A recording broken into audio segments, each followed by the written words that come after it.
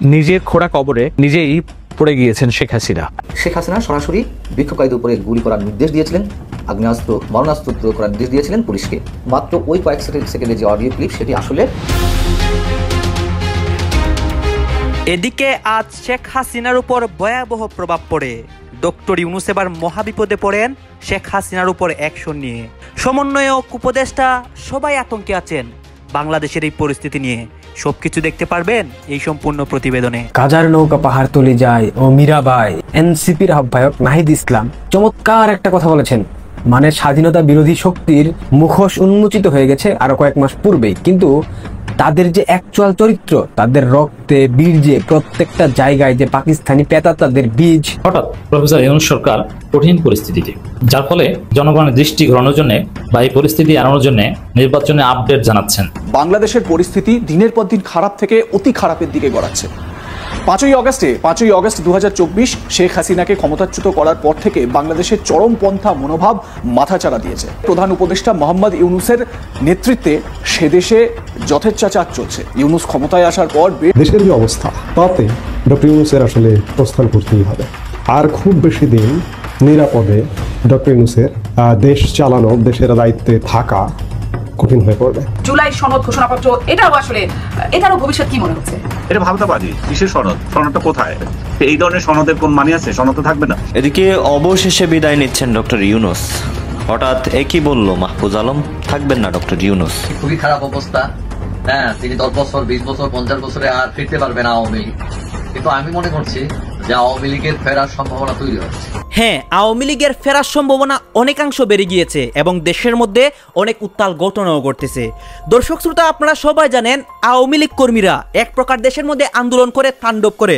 অন্যদিকে শেখ হাসিনা ভারতে বসে বিভিন্ন ফোন রেকর্ড ফাঁস করে এবং সেই ফোন রেকর্ডে তার কর্মীদেরকে সরাসরি উৎসাহ দেয়। এবং একটা বিষয় আমরা দেখেছি যে শেখ হাসিনা আন্দোলনের সময়, মানে 24-এর আন্দোলনের সময় তার কর্মীদেরকে অস্ত্র নিয়ে আক্রমণ করতে এবং অস্ত্র দিয়ে তাদেরকে প্রতিহত করতে, মানে সাধারণ শিক্ষার্থীদেরকে। এইটা শেখ হাসিনা সরাসরি বলেছিল, এইটা তার কল রেকর্ডে স্পষ্টভাবে সে বলে। দর্শক শ্রোতা, দেশের মধ্যে এখন যে অস্থিতিশীল পরিবেশ তৈরি হয়েছে, ডক্টর ইউনূসের উপর প্রভাব পড়ে এবং ডক্টর ইউনূসে কিন্তু কড়া অনেক মন্তব্য করেন এবং বিভিন্ন পদক্ষেপ নেন দেশটা কীভাবে তিনি স্বাভাবিক করবেন। দর্শক শ্রোতা, দেশের রাজনৈতিক প্রেক্ষাপটগুলো পর্যালোচনা করে আমার অনেক তথ্য এবং ভিডিও পাই, সবকিছু আপনাদের সামনে ধারাবাহিকটি তুলে ধরবো। আপনারা সম্পূর্ণ ভিডিও দেখবেন, দেশের সকল আপডেট এই একটি ভিডিওতে দেখতে পারবেন। জুলাই আগস্ট আন্দোলনে বিক্ষোভকারীদের উপরে পুলিশের গুলি চালানো এবং গুলি চালাতে শেখ হাসিনার যে নির্দেশ, এমনটা দাবি করে বিবিসিতে প্রকাশিত রিপোর্টটি এই মুহূর্তে টক অব দ্য কান্ট্রিতে পরিণত হয়েছে। শুধু টক অব দ্য কান্ট্রিতে পরিণত নয়, যথেষ্ট বিতর্কের সৃষ্টি করেছে। এই রিপোর্টটি যথেষ্ট প্রশ্ন তোলার সুযোগ দিয়েছে। এই রিপোর্টের সাংবাদিকতা, অনুসন্ধানী সাংবাদিকতার মান নিয়েও অনেকে প্রশ্ন করতে পারেন, সেই সুযোগও বিবিসি করে দিয়েছে। পাশাপাশি প্রশ্ন উঠেছে এই মুহূর্তে এই বিতর্কিত রিপোর্টটি আসলে কি উদ্দেশ্যে করা হলো। বিষয় হচ্ছে যে 35 মিনিটের যে ভিডিও ভার্সন রিপোর্টটির, তার দুটি অংশ। একটি হচ্ছে অভ্যুত্থানের মুখে সাবেক প্রধানমন্ত্রী শেখ হাসিনা যখন দেশ ছাড়লেন, তারপর মানে 5 আগস্ট দুপুরের পরে যাত্রাবাড়িতে পুলিশের গুলিতে যে 52 জন নিহত হয়েছে বিবিসির দাবি অনুযায়ী, তা নিয়ে অনেক কথা রয়েছে। আরেকটি অংশ হচ্ছে শেখ হাসিনা সরাসরি বিক্ষোভকারীদের উপরে গুলি করার নির্দেশ দিয়েছিলেন, আগ্নেয়াস্ত্র মারণাস্ত্র প্রয়োগ করার নির্দেশ দিয়েছিলেন পুলিশকে। যেহেতু অনেক বড় রিপোর্ট, অনেক আলোচনা করতে হয়, দীর্ঘ হয়ে যাবে। আমি শুধু শেখ হাসিনা যে নির্দেশনা দিয়েছিলেন গুলি করতে বিবিসির দাবি অনুযায়ী অডিও রেকর্ডের পরিপ্রেক্ষিতে, সেটি নিয়ে আলোচনা করতে চাই। তার আগে বলে রাখি, পুলিশ তো অবশ্যই গুলি চালিয়েছে, পুলিশের গুলিতে অবশ্যই মানুষ হত্যাকাণ্ডের শিকার হয়েছে, এ কথা অস্বীকার করার কোনো উপায় নেই। পুলিশ অবশ্যই গুলি চালিয়েছে। তার একটি বড় প্রমাণ হচ্ছে গত 12 কিংবা 13ই আগস্ট 2024 একটি ভিডিও ভাইরাল হয়েছিল। সেই ভিডিও ফুটেজে কি ছিল নিশ্চয়ই আপনাদের অনেকে মনে আছে।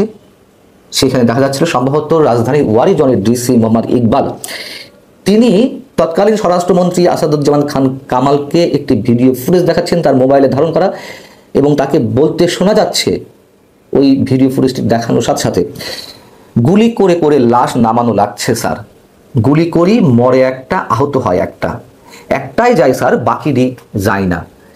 এইটা হলো স্যার সবচেয়ে বড় আতঙ্কের এবং দুশ্চিন্তার বিষয়।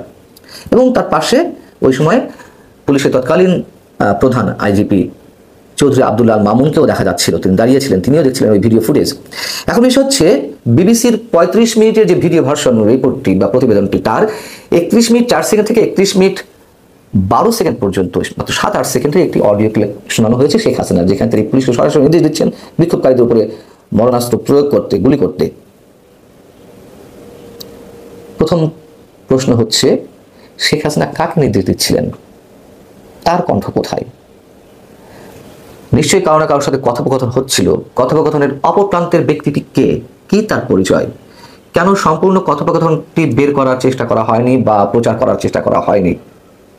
মাত্র কয়েক সেকেন্ডে, এই 7-8 সেকেন্ডের অডিও ক্লিপ থেকে বোঝার কোনো উপায় আছে কিনা আমাদের স্পষ্টভাবে, যে এটি শেখ হাসিনাই ওই ঘটনার পরিপ্রেক্ষিতে গুলির নির্দেশ দিয়েছেন?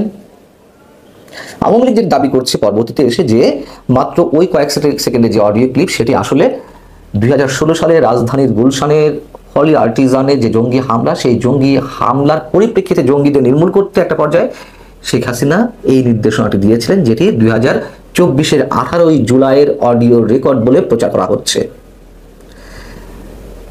তারপরেও প্রশ্ন হচ্ছে, যাদের বিরুদ্ধে অভিযোগ করা হচ্ছে, অর্থাৎ আওয়ামী লীগের সভানেত্রী বা সাবেক প্রধানমন্ত্রী বা সোজাসুজি আওয়ামী লীগের বিরুদ্ধে, তাহলে তাদের কোনো বক্তব্য নেওয়া হয়নি কেন? হঠাৎ প্রফেসর ইউনূস সরকার কঠিন পরিস্থিতিতে, যার ফলে জনগণের দৃষ্টি ঘোরানোর জন্য বা এই পরিস্থিতি এড়ানোর জন্য নির্বাচনের প্রস্তুতির কথা বলছেন, নির্বাচনে আপডেট জানাচ্ছেন জাতিকে, এটা দৃষ্টি ঘোরানোর জন্য, ব্যর্থতা ঢাকার জন্য। কিভাবে কঠিন পরিস্থিতিতে পড়েছে? এই জুলাই এবং আগস্ট মাস, এটা ইউনূস সরকারের দিন গণনার মাস। কেন? জুলাই সনদ দিতে পারছে না, দিলেও সেটা কার্যকর হবে না। ঐক্যমত্যের ভিত্তিতে কোনো জুলাই সনদের কোনো খবরই নেই। নাহিদ ইসলামরা বলে দিয়েছে আমরা 5 আগস্ট পর্যন্ত অপেক্ষা করব, তারপরে আমরা খেলবো। এর মানে কি? তখন প্রফেসর ইউনূস নিজেই হয়তো বা চলে যাবেন। তো চারিদিকে ব্যর্থতার ব্যর্থতা। On the other hand, Donald Trump 35% tariff impose করে দিয়েছে। এখানে কি করবে? এটা শুধু ট্যারিফ না, এটা আমাদের গার্মেন্টসের উপর বড় ধরনের প্রভাব পড়বে ডেফিনেটলি। এর মধ্য দিয়ে ডক্টর ইউনূসের আন্তর্জাতিক গুরুত্ব এবং রাজনৈতিক সমর্থনের বিষয়টাও বোঝা যায় যে যুক্তরাষ্ট্র এখন ওই রকম কাউকে রেখে দিবে সেই বাস্তবতা নাই, এগুলো নিয়ে তারা সিরিয়াস না। অথবা প্রফেসর ইউনূসকে রক্ষা করতে যুক্তরাষ্ট্র যা ইচ্ছা তা করবে তা না, কোনো পয়সা পাতি তো দিচ্ছেই না, বাইডেনে কিছু দিয়ে যায়নি, টাকা পয়সা না দিলে কোনো কথা নাই, টাকা পয়সা ছাড়া কোনো হিসাব হয় না। আপনি কাউকে রক্ষা করতে চান, আগে টাকা দিতে হবে, ডলার দিতে হবে, কিছুই দেয় না। এর মানে ইউনূসের মতে, ইউনূসের যে মূল শক্তি আমেরিকা, সে আমেরিকাই ইউনূসকে কিছু দিচ্ছে না, বরং উল্টা ট্যারিফ ধরিয়ে দিচ্ছে, যেটা বাংলাদেশের ব্যবসা বাণিজ্যের উপর একটা নেতিবাচক ইম্প্যাক্ট করবে। এবং এটা ইউনূসের জন্য একটা বড় সেটব্যাক, ধাক্কা। যে 37% ইম্পোজ করেছিলেন, চিঠি দিয়েছেন, ওই 35% পার্থক্য, এগুলোর কোনো গুরুত্ব নেই, কিছু করতে পারেননি। তো দর্শক, এখন এই পরিস্থিতিতে সরকার বলছে ডিসেম্বরের মধ্যে নির্বাচনের সব প্রস্তুতি নেওয়ার নির্দেশ। এখন ডিসেম্বরের মধ্যে নির্বাচনের প্রস্তুতি নেওয়ার নির্দেশ দিলে হবে? মানে নির্বাচন হবে ফেব্রুয়ারিতে, কিন্তু প্রস্তুতি সম্পন্ন করতে হবে ডিসেম্বরে। মানে ডিসেম্বরে হয়তো তফসিল বা শিডিউল ডিক্লেয়ার করবে, কিন্তু জুলাই সনদ ছাড়া কোনো নির্বাচন হবে না, নতুন সংবিধান ছাড়া কোনো নির্বাচন হবে না, এই নির্বাচন কমিশনের অধীনে কোনো নির্বাচন হবে না। মানে এগুলো নিয়ে যাতে বিতর্ক হয়, মানুষ যেন এগুলো নিয়ে ঝগড়া করে, এই জন্য এখন নির্বাচনের প্রস্তুতির আপডেট জানাচ্ছে। ওদিকে যে আপনাদের ব্যর্থতা, জুলাই সনদ দিতে পারছেন না, ট্রাম্প আপনাদেরকে ধরিয়ে দিচ্ছে, হারিকেন ধরিয়ে দিচ্ছে, এগুলো বলতে পারছেন না। নইলে যেখানে সংস্কারের কোনো খবর নেই, জুলাই সনদের কোনো খবর নেই, সেখানে নির্বাচনের প্রস্তুতি মানে, যেখানে জনগণ বলছে স্থানীয় সরকার নির্বাচন, সেখানে আপনি জাতীয় নির্বাচনে কি প্রস্তুতি নিচ্ছেন? এটা কি বোঝাতে যাচ্ছেন? ইচ্ছা করে একটা সংঘাত বাজিয়ে দিচ্ছেন রাজনৈতিক দলগুলোর মধ্যে, যেখানে পিয়ার সিস্টেম বিষয়ে কোনো বক্তব্য নেই সরকারের। এর মানে সংবিধান এবং নির্বাচনের ধরন নিয়েই কোনো বক্তব্য নেই। আপনি নির্বাচনের প্রস্তুতি নেবেন কিভাবে? নির্বাচনের প্রস্তুতির মধ্যে ব্যালট পেপার রেডি করা, কেনা, এগুলো আছে। সেখানে পিয়ার নাকি, পিয়ার হলে এক ধরনের পেপার রেডি করতে হবে, পিয়ার না হলে আরেক ধরনের। পিটি যদি হয় তাহলে এক ধরনের, আর পিয়ার হলে আরেক ধরনের। কাজার নৌকা পাহাড় তলি যায় ও মীরাবাই, কাজার নৌকা পাহাড় তলি যায়। জাতীয় নাগরিক পার্টির আহ্বায়ক, এনসিপির আহ্বায়ক নাহিদ ইসলাম চমৎকার একটা কথা বলেছেন। মানে স্বাধীনতা বিরোধী শক্তির মুখোশ উন্মোচিত হয়ে গেছে আরো কয়েক মাস পূর্বেই, কিন্তু তাদের যে অ্যাকচুয়াল চরিত্র, তাদের রক্তে বীর্যে প্রত্যেকটা জায়গায় যে পাকিস্তানি পেতাত্তাদের বীজ অন্তর্নিহিত, সেটা তাদের কথার মধ্যে প্রকাশ করে দেন। 1971 সালে স্বাধীনতার ঘোষণাপত্র অনুযায়ী বাংলাদেশ বিনির্মাণ হয়নি, মুক্তিযুদ্ধের 54 বছরেও সেই স্বপ্ন বাস্তবায়িত হয়নি। আমরা জুলাই ঘোষণাপত্র তৈরি করব, সেই ঘোষণাপত্রের আলোকে বাংলাদেশের ভবিষ্যৎ রূপরেখা তৈরি হবে। 54 বছরেও সেই স্বপ্ন বাস্তবায়িত হয়নি, আমি এটাতে একমত। সেটা কেন হয়নি জানেন? 54 বছরেও বাংলাদেশের রাজনীতিতে জামাতকে নিশ্চিহ্ন করা যায়নি, মুক্তিযুদ্ধ বিরোধী অপশক্তিকে নিশ্চিহ্ন করা যায়নি। যদি যেত তাহলে মেনে নিতাম যে 54 বছরে মুক্তিযুদ্ধের চেতনার ভিত্তিতে 72-এর সংবিধানের ভিত্তিতে বাংলাদেশ পরিচালিত হচ্ছে। কোনো সরকার সেটা করতে পারেনি, না আওয়ামী লীগ পেরেছে, না বিএনপি পেরেছে, না স্বৈরাচার এরশাদ পেরেছে, কেউই পারেনি। এটা জাতিগত সামষ্টিক ব্যর্থতা। দর্শক, গাজার অনেক পিনিক, কিভাবে পিনিক হয় আপনারা কি দেখতে চান? চলেন দেখে নেওয়া যাক। জাতীয় নাগরিক পার্টি প্রত্যেকটি নেতাকর্মী গত 15 বছর ধরে নির্যাতিত, নিপীড়িত। জন্ম হইল কয়েক মাস পূর্বে, এটার কোনো ব্যানার ছিল না। আর এই ব্যানারে যারা আছে প্রত্যেকেই হাসনাত সার্জিস, এরা ছাত্রলীগের লুঙ্গির নিচে লুকিয়েছিল, এরা ছাত্রলীগের পরিচয় ছিল। তাহলে এরা কোন প্রেক্ষিতে গত 15 বছর নির্যাতনের শিকার হলো? তাদের বয়স কত? এক একজনের বয়স 28 কিংবা 27।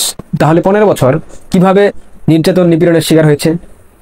এটা কি অতিরিক্ত গাজার প্রভাব কিনা কিংবা প্রতিক্রিয়া কিনা আমি সন্দিহান, মানে আমার সন্দেহ হচ্ছে। আপনাদের কি মনে হয় একটু জানাবেন আমাকে প্লিজ। এতেই শেষ হয়নি, আরো আছে।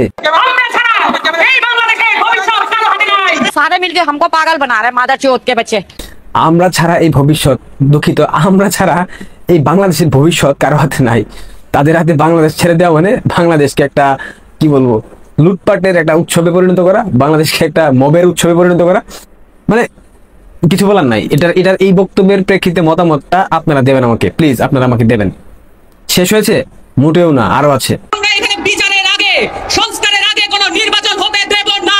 কিসের বিচার, কাদের বিচার, মানে কবে বিচার, কখন হবে বিচার, কিসের সংস্কার, কবে সংস্কার, কার সংস্কার? তাদের সংস্কার, তাদের ব্যক্তিগত ফকিন্নির জীবন থেকে সংস্কারের পর বিলাসবহুল জীবনের সংস্কার। এই এনসিপির নেত্রী সামান্তা শারমিন, ঢাকা বিশ্ববিদ্যালয়ের শিক্ষার্থী, চারুকলায় একদম বাঁশি চিনেন, বাঁশি, এই যে গাজার কলকি ধরে যে টান মারে না, ওইরকম বাঁশি ফুকা নেত্রী হয়েছে এই সামান্তা শারমিন। এই জুলাই আগস্টের জঙ্গি যে বিপ্লব হয়েছে, এই বিপ্লবের মধ্যে দেখেছে যে এখন যদি ধর্মীয় লেবাস না ধরি কিংবা হিজাব নিকাব না পড়ি তাহলে তো আমার খানা নাই।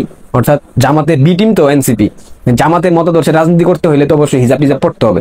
এখন সে চারুকলার লেবাস পরিবর্তন করে হিজাব পড়তেছে, যেমনটা তাসমিন যারা সেক্সুয়াল ডক্টর, হাফ প্যান্ট পরা ডক্টর, এখন সে ফুল প্যান্ট পরে একদম হিজাব টিজাব পরে একদম সেই অবস্থা। মোরাল অফ দ্য স্টোরি হলো এরা হচ্ছে আপাতমস্তক ধান্দাবাজ। এদের নিজেদের স্বার্থ সিদ্ধি ছাড়া এরা সেকেন্ড কোনো কিছু কখনো কল্পনাও করতে পারে না, স্বপ্নেও ভাবতে পারে না, এবং তারা ভাববেও না। এগুলা কি আপনাদের কি মনে হয় স্বাভাবিক আচরণ? আমার কাছে মনে হচ্ছে না। এটা নিঃসন্দেহে ভাই গাজার পার্শ্ব প্রতিক্রিয়া। হয় গাজা মেয়াদ উত্তীর্ণ, নয়তো বা গাজার যে সেবন, সেই সেবনের মাত্রাটা অনেক বেশি হয়ে গেছে, এটাই মনে হচ্ছে আমার। কি মনে করছেন শেষ? মানে গাজার পিনিক শেষ? নো নো নো, শেষ হয় না, আরো আছে, দেখেন। হাসিনা খান কেস, আওয়ামী লীগের চ্যাপ্টার ক্লোজ। আওয়ামী লীগ এমন ভাবে পালিয়েছে। Sheikh Hasina out, Awami League dead case, গুজরাটের কসাই মোদি শেখ হাসিনাকে পুশিং করুন বা পুশব্যাক করুন। অর্থাৎ তার কথা বলার এক্সপ্রেশন, তার লুকিং, সবকিছু দেখে মাঝে মধ্যে বলতে ইচ্ছা করে যে ওরে যদি ধৈরা পাটা উপরে না থাক, না বলি, এগুলো আসলে বলা ঠিক না আমার জায়গা থেকে। কিন্তু ও যে আপাদমস্তক একটা ভণ্ড, একটা বাটপার, একটা কি বলবো আপনার এই একটা বদমাইশ, এটা তো বলার অবকাশ রাখে না। ওর চোখের দিকে তাকাইলে মনে হয় সকাল থেকে সন্ধ্যা 3 বেলা খায়, দুঃখিত, সেবন করে। তো গাজার পিনিক এনসিপিতে যে হারে যে মাত্রায় আমরা দেখতে পাচ্ছি, এটার প্রকট আকার যেভাবে ধারণ করছে, জানি না ভাই আগামী দিনে কি হইতে পারে। প্রিয় দর্শক, এই ধরনের অবান্তর কথা, অযৌক্তিক কথা বলে কখনোই বাংলাদেশের মানুষের মন পেয়ে রাজনীতি করা যাবে না। আমি এই দুইজন স্বীকৃত গাজাখোরের এই তাদের যে বিবৃতি, সেটা দেখানোর জন্য মূলত ভিডিওটা রেকর্ড করতেছিলাম। কালকে বাংলাদেশের পক্ষ থেকে একটি ভিডিও ক্লিপিংস আমাদের সামনে এসেছে। সেখানে এবার বাংলাদেশে যে তরুণ রাজনীতিবিদরা আছেন, মানে যারা ডিপ স্টেটের টাকা নিয়ে শেখ হাসিনাকে সরিয়েছিলেন, তারা এবার বিএসএফ কে প্রকাশ্যে হুঁশিয়ারি দিতে শুরু করলেন। কি বললেন জানেন? তারা বললেন সরকার রুখতে না পারলে দেশের তরুণরাই নাকি রুখবে বিএসএফ কে। আরেকজন তো বললেন এই বিএসএফ হলো খুনি, সরাসরি সীমান্ত হত্যার জন্য এবার বিএসএফ কে কাঠগড়ায় তুলল বাংলাদেশ সরকার এবং সাধারণ মানুষের আবেগকে কাজে লাগিয়ে বিএসএফ এর বিপক্ষে খুনি, সন্ত্রাসবাদী এবং এই রকম শব্দগুচ্ছ, আমি এগুলো বলতে পারবো না, ইউটিউবের কমিউনিটি গাইডলাইন্সে আমি আটকে যাব, সেই রকম একগুচ্ছ অভিযোগ বাংলাদেশের পক্ষ থেকে করা হলো। বাংলাদেশ সরকারের পক্ষ থেকে অফিসিয়ালি একটি লেটার বিএসএফ কেও পাঠানো হয়েছে, তাকে বলা হয় স্ট্রং প্রোটেস্ট, কারণ সীমান্তে নাকি বাংলাদেশিদের উপর গুলি চালাতে শুরু করেছে বিএসএফ। দ্বিতীয় যে চিঠিটি তারা দিয়েছে সেখানে পুশ ব্যাক, ভারত যে অবৈধ অনুপ্রবেশকারীদের বাংলাদেশে পাঠিয়ে দিচ্ছে সেই বিষয়ে একটি কড়া চিঠি তারা দিল্লিতে পাঠিয়েছে। এবার এই সামগ্রিক ঘটনার হঠাৎ করে এই পুরো বিষয়টার উদ্ভব কেন হলো, এর জন্য আপনাদের কিছুদিন পিছনে ফিরে যেতে হবে। তারা যে বিএসএফ কে কতটা ভয় পেতে শুরু করেছে তা তাদের কর্মকাণ্ডে এবং কথাবার্তায় পরিষ্কার হয়ে যায়। কিন্তু বিএসএফ তো নিজে থেকে নিজের ইচ্ছায় হঠাৎ করে গুলি চালাতে শুরু করেনি। দিনের পর দিন অনুপ্রবেশকারী ইস্যু নিয়ে মোহাম্মদ ইউনেসকে অফিসিয়ালি জানানো হয়েছে ভারতের পক্ষ থেকে।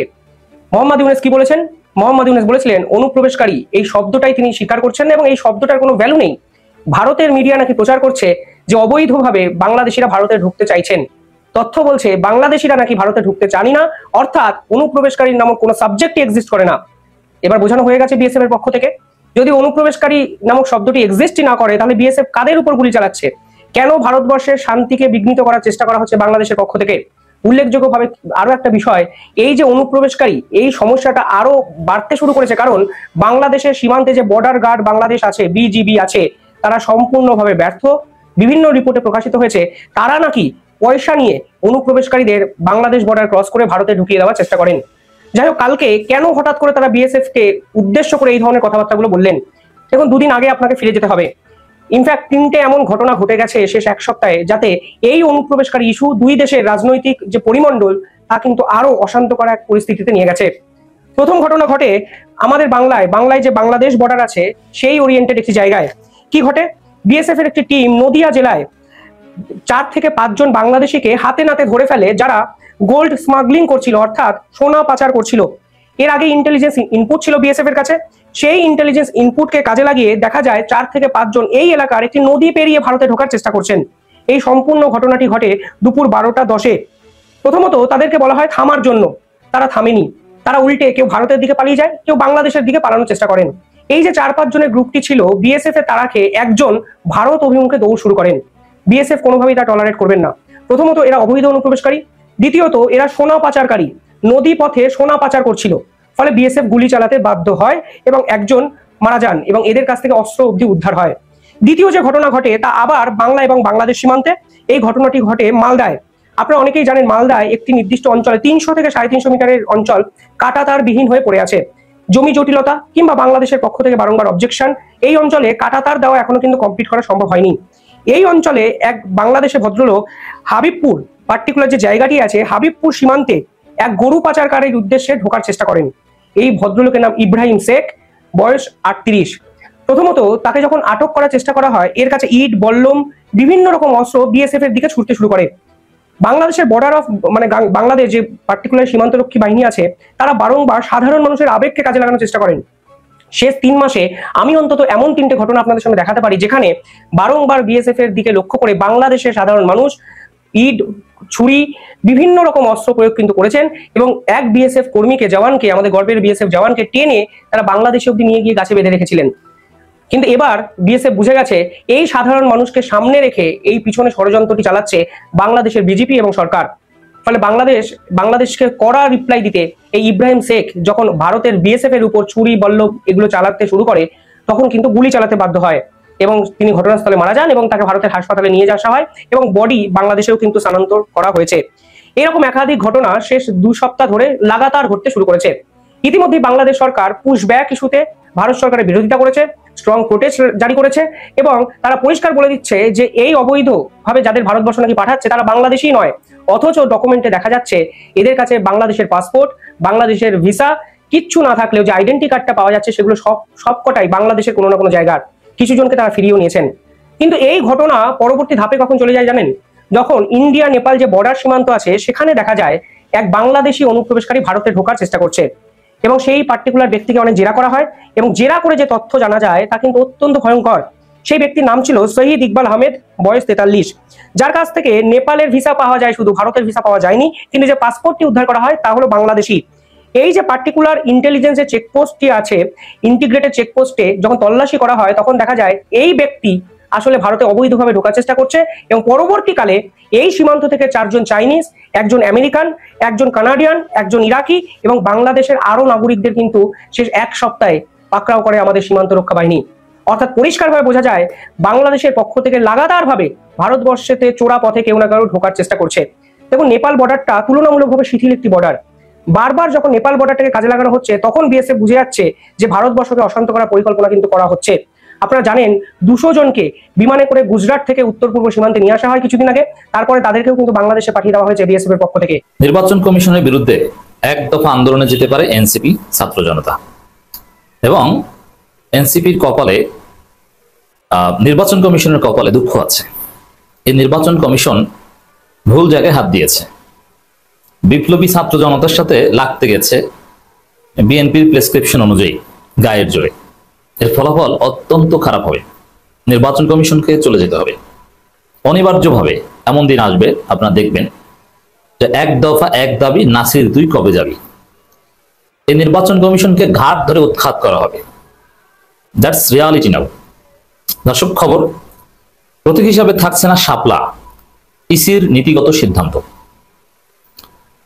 আর শাপলা লাগবে প্রতীক হিসাবে, এটা হচ্ছে এনসিপির নীতিগত সিদ্ধান্ত। যদিও তাদের হাতে আরো বিকল্প আছে, কিন্তু এই শাপলার বিরোধিতা বা কেন ইসি করছে, কিছু হিসাব তো মিলে যাচ্ছে। যখন শাপলা চেয়েছে এনসিপি, তখন থেকে বিএনপি নেতারা বলেছে এটা দেওয়া যাবে না। বড় বড় কেন্দ্রীয় নেতারা বক্তব্য দিয়েছে যে শাপলা দেওয়া যাবে না, শাপলাকে ভয় পায় তারা। এটা হচ্ছে আওয়ামী মার্কা যুক্তি, যেই যুক্তিতে জামাত ইসলামীকে ধানের শীষ দেওয়া যাবে না, জামাত ইসলামীকে দাড়িপাল্লা দেওয়া যাবে না বলা হচ্ছিল, ওই একই যুক্তি এটা। কেন? যে দাড়িপাল্লা এটা আদালতের প্রতীক, ন্যায় বিচারের প্রতীক, এই জন্য দাড়িপাল্লা দেওয়া যাবে না। কত কাহিনী করে ফুল কোর্ট বসিয়ে এটা বাতিল করেছিল না? এখন আবার শাপলা দেওয়া যাবে না কেন? শাপলার সমস্যা কি? শাপলা কিসের প্রতীক? যে জাতীয় ফুল শাপলা, ওই শাপলা তাতে কি হয়েছে? ওটা তো আরো ভালো, প্রতীক হিসেবে মর্যাদা বাড়বে। আপনি কাঁঠাল দেন, সমস্যা কি? কাঁঠাল, জাতীয় ফুল, জাতীয় যা আছে সবকিছু দিয়ে দেন প্রতীক হিসেবে, আপনাকে কে ফিরায়? মানে এগুলো কিছু না। আসলে সরকার বা ইসি চাইলে শাপলা 1000 বার দেওয়া যায়, এতে কোনো আপত্তি নেই এবং আইনগত কোনো বাধা নেই। শীর্ষস্থানীয় আইনজীবীরা সবাই স্টেটমেন্ট দিয়ে জানিয়েছে, জয়েন্ট স্টেটমেন্ট দিয়ে জানিয়েছে শাপলা দিতে কোনো আপত্তি নেই। It's up to EC. EC চাইলেই শাপলা দিতে পারে, চাইলে ভেজাল করতে পারে। যেহেতু শাপলা দেওয়ার বিরোধিতা করেছিল বিএনপি, তা আমরা ধরে নিতে পারি যে বিএনপির কথায় ইসি এখন। দর্শক, আপনারা তো দেখলেন এখানে কি কথা হচ্ছে। অনেকেই কিন্তু অনেক কথা বলতেছে, অনেকে আলোচনা করতেছে, অনেকে সমালোচনা করতেছে। দেশের বিভিন্ন অবস্থা এবং পরিস্থিতি নিয়ে সবাই সবার মন্তব্য প্রকাশ করতেছে এবং তাদের মন্তব্যগুলো দেখে আমরা অনেক কিছু বুঝতে পারি দেশের মধ্যে কি হচ্ছে এবং দেশের পরিস্থিতি ঠিক কোন দিকে যাচ্ছে। দর্শক শ্রোতা, এখানে কিন্তু বিশেষ করে আওয়ামী লীগের বিভিন্ন বিষয় নিয়ে কথা হয়, সমন্বয়কদের বিষয়ে কথা হয়, উপদেষ্টাদের বিষয়ে কথা হয়, বিশেষ করে কিন্তু শেখ হাসিনার বিভিন্ন পদক্ষেপ নিয়ে কথা হয়। দর্শক শ্রোতা, এই বিষয়গুলোর সাথে আপনারা একমত পোষণ করেন নাকি দ্বিমত পোষণ করেন, এইটা আপনারা অবশ্যই কমেন্ট বক্সে লিখে যাবেন। আর হ্যাঁ, তখন আপনাদেরকে আমরা যা কিছু দেখিয়েছি সবকিছু আমরা সোশ্যাল মিডিয়া থেকে সংগ্রহ করেছি। এখানে আমাদের নিজস্ব কোনো মন্তব্য নেই বা নিজস্ব কোনো সিদ্ধান্ত নেই। সর্বশেষ আপনাদের কাছে আমাদের একটা রিকোয়েস্ট থাকবে, আপনারা আমাদের চ্যানেলে নতুন দর্শক হয়ে থাকলে চ্যানেলটি সাবস্ক্রাইব করবেন এবং পাশে থাকা বেল বাটনটি বাজাবেন যাতে করে নেক্সট ভিডিওটা সবার আগে আপনাদের কাছে পৌঁছায়। ধন্যবাদ।